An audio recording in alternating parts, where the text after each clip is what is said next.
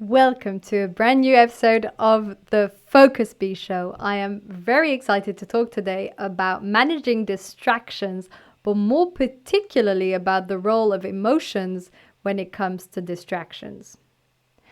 Most of the time, we believe that we are distracted because of something external, whether this is a notification of an email, whether it is someone knocking at our door, whether it is the bell ringing, the phone ringing.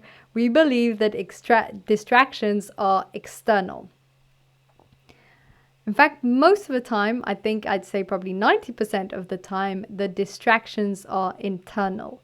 What does this mean? This means that they come from emotions such as boredom, anxiety, frustration, loneliness. And from this, we end up being distracted. We need to look at how we define distraction. Nir Eyal explains it beautifully in his book Indistractable when he says that distraction is the opposite of traction. Therefore, distraction actually means not doing what you want to be doing.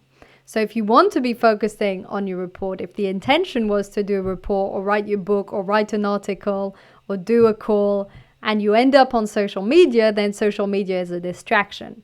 On the other hand, if you were supposed to spend time on social media and that you end up doing something else, then the something else is the distraction.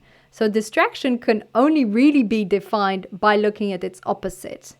And the main key difference here is the intention behind it. When your intention is clear and you're doing something that's not what you intended to do, it's a form of distraction. So how can we avoid being distracted, or how can we develop this super ability to be indistractable? This comes primarily, not only, but primarily from managing our own internal state. This is why so many people struggle, because they think the solution is out there in the external world. They think it's in notification blockers. They think it's having clear boundaries of when people can call them. But if you're feeling unhappy, unsatisfied, and you're still seeking distractions externally, you will always find them. If you block your email and Google and this, that, and the other, you will always find a solution to manage your pain, your inner pain and emotions in an external way. Therefore, blocking it is a temporary sort of solution, but it doesn't really work. What really works is working on the emotions. And this is more difficult, which is why people prefer to choose notification blockers than managing internal state. So how do we do this in practice? Let's say that you're working on your report that you need to deliver by the next day, and suddenly you feel this urge, this need to check social media or your emails. When this happens,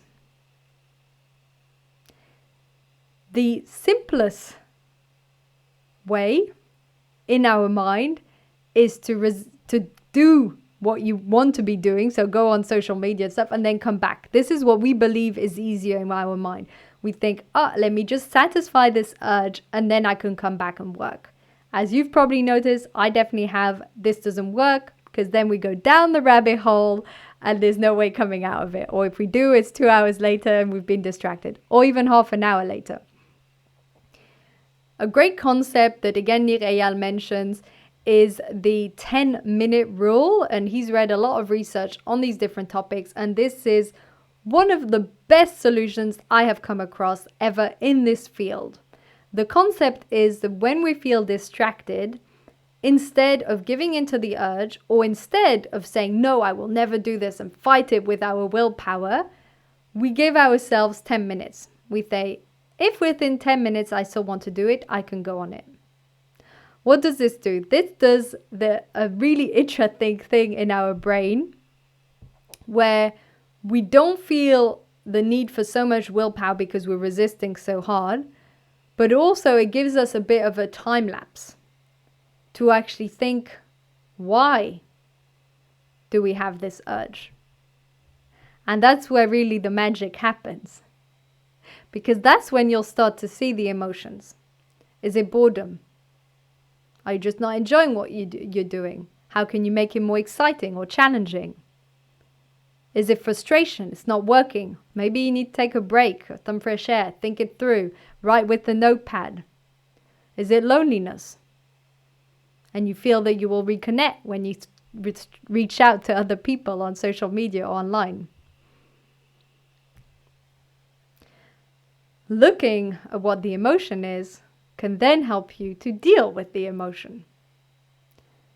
So in that moment, in those brief 10 minutes, you can either go back to the tasks that you were doing, or you can process that emotion. There are different ways you can do this. One of them is through taking a break, which I highly promote. So just going outside, getting some fresh air, drinking some water, switching off from the screens. Sometimes that on its own is enough to process the emotion. Other times you might need to journal about it if it's something quite big that's coming up, or you feel it's repeating itself during the day. Maybe a fear of failure that comes up, maybe overwhelm, because overwhelm can also be a reason why we distract ourselves. We have so much on our plate that we need that dopamine boost from something else.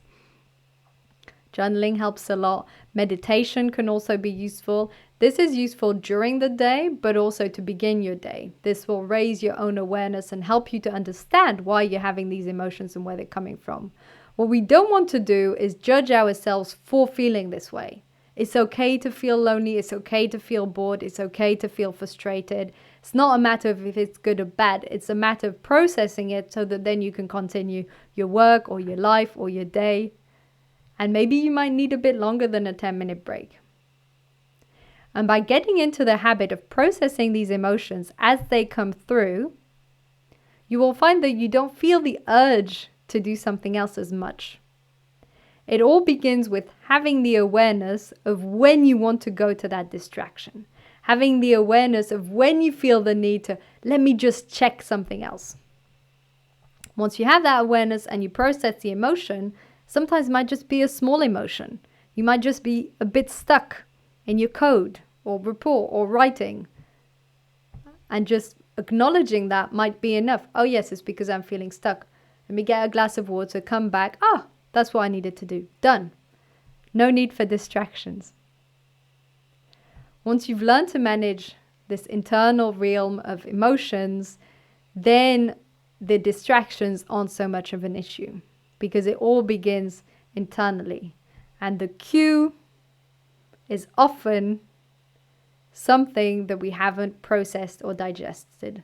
And as all habits are cue, routine, reward, the cue is something like I'm feeling anxious. The routine is check social media. The reward is I feel relieved or connected. But that can also lead to I feel guilty, I haven't done enough work. Another cue. Routine, let me check my email. Another reward, oh, at least I feel a bit productive, but still guilty and not productive. And it leads to these cycles of unproductivity because we haven't processed the initial emotion that got in the way.